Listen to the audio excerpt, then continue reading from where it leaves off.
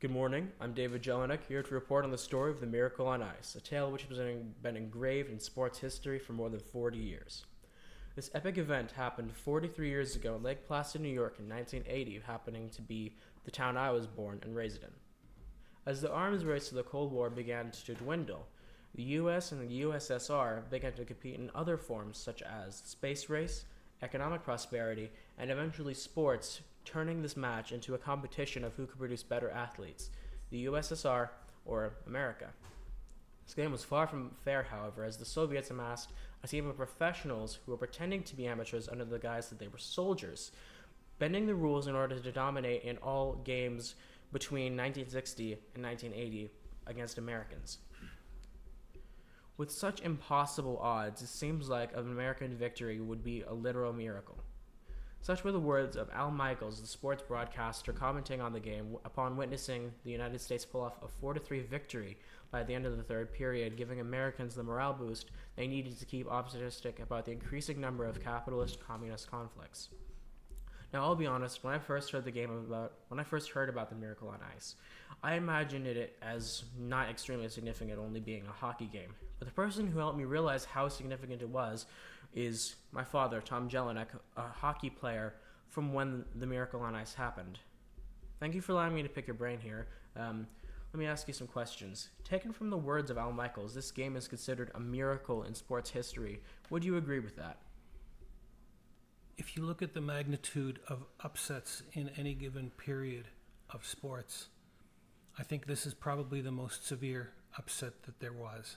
So Al Michaels likes to have a flair for words, but essentially he was correct. It was nothing short of a miracle. Keep in mind that a couple of weeks before that Olympic game, the Soviets had played that same American team in Madison Square Gardens, and I think they scored about 12 goals against them.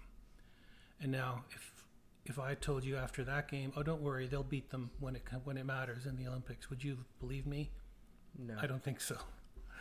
So there was that, and then of course there was the larger meaning of the game within the lens of the Cold War. It was much more than a hockey game. So, how would you say that it impacted you personally then?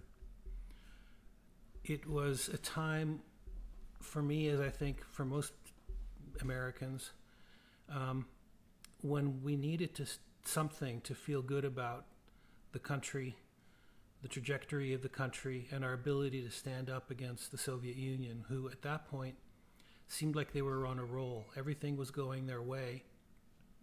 And this may have been a turning point in a sense. I see. How would you say that the Miracle on Ice impacted or was impacted by tensions between the two superpowers at the time? Yes, like I said, the Soviets seemed to be on a roll, and whereas for America, from a height, say, about 1960, before the Cuban Missile Crisis, there was a 20-year period where things started to go bad one after another, and America was really down. This was a discernible event where the nation was pulling for something to happen. It was extremely unlikely, and it did happen. It happened in a good way, and it sort of gave us the sense that, you know what, maybe we're not so bad off. Maybe we can pull this off.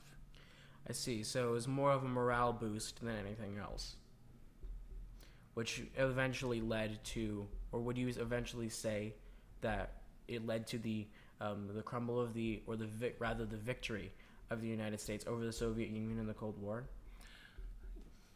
History's a lot more complicated than that. I don't think it really caused the collapse of the Soviet Union in and of itself. I think they were facing a lot of problems, but they had done a good job of keeping them hidden to that point. This is one of the cracks in the armor where it started to look like, you know what, maybe they're not so invincible. So whether it impacted them and caused them to collapse, I don't know. My own sense is maybe not, but it sure helped us in realizing that we could win. I see. Well, thank you for your perspectives. I know that in my case, hearing stories like this in the news has kind of lost its significance in the sense that it's been watered down, but a first-hand perspective helps undo that and makes the term "the Miracle on Ice" seem a lot less dramatic. Thank you for your time, and thank you for watching.